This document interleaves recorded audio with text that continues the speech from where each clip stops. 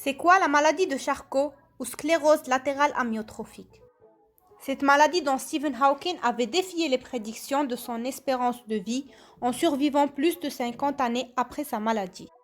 La SLA, comme on connaît tous, c'est une maladie dégénérative du système nerveux.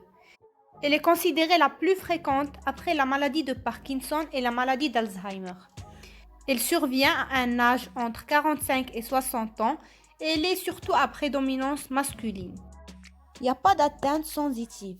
L'atteinte est motrice pure. On aura une atteinte du premier et du deuxième motoneurone de la voie motrice.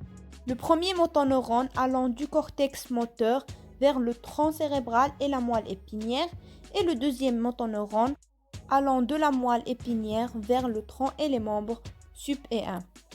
Donc, on aura une association de signes périphériques et des signes centraux.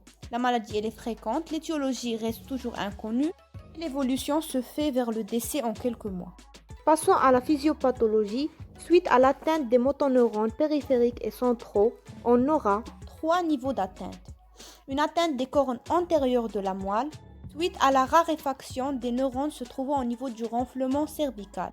On aura également une atteinte de la voie pyramidale et une atteinte des nerfs crâniens, surtout le 10, le 11 et le 12.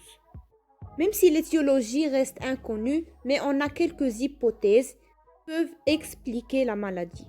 Ça peut être soit d'une cause virale, le virus de la poliomyélite, les entérovirus, l'origine toxique, surtout le plomb, l'origine hormonale suite aux androgènes et une origine biochimique par accumulation d'ADN anormal dans les motoneurones.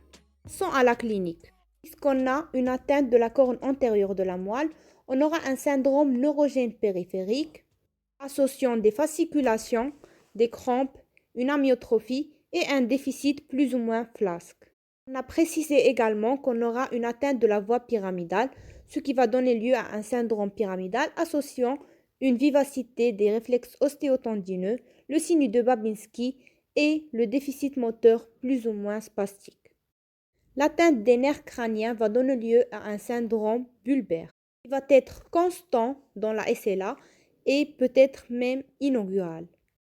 Il faut faire systématiquement un examen de la langue à la recherche de fasciculation et d'atrophie de la langue au niveau latéral, puis en masse. On cherchera des troubles bulbaires, la voix va être mal articulée, nasonnée, incompréhensible, voile peu mobile. Les muscles de la face seront également touchés, surtout les orbiculaires des lèvres, houppes du menton et les masséters. Sans oublier les troubles de déglutition, donnant lieu à des fausses routes, à une dénutrition.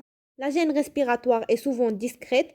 La personne peut aussi présenter des rires et pleurs spasmodiques qui sont typiques de la SLA. La SLA évolue en 3 phases. On aura d'abord la phase de début qui va présenter des fasciculations, des crampes, une amyotrophie progressive des mains, avec une maladresse gestuelle et un syndrome pyramidal, se localisant au début que au niveau des membres inférieurs. La deuxième phase, c'est la phase d'état. L'amyotrophie va intéresser également les membres, les troncs, la face et le cou. Les ROT seront vifs et il y aura une apparition des signes bulbaires.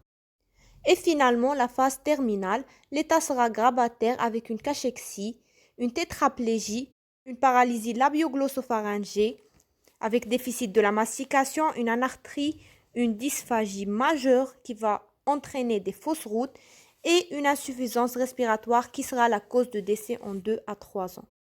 Le diagnostic positif se pose sur l'électroneuromyogramme, qui est l'examen de référence et qui va confirmer l'atteinte du motoneurone périphérique. Il va montrer également l'extension à des zones cliniquement préservées.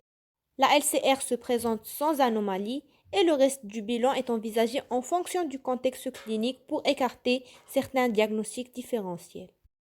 Le traitement est surtout symptomatique. On va conseiller une kinésithérapie motrice, orthophonique et respiratoire en fonction du stade d'évolution. Le régime hypercalorique et hyperlipidémique est conseillé afin d'éviter la perte de poids. Quelques médications sont conseillées pour diminuer les symptômes tels que la spasticité, l'hypersalivation et les crampes. On pourra envisager une jéjunostomie d'alimentation, une ventilation assistée non invasive puis invasive sur trachéotomie et l'accompagnement du patient avec une psychothérapie et le soutien de la famille. Merci pour votre attention. À la prochaine vidéo.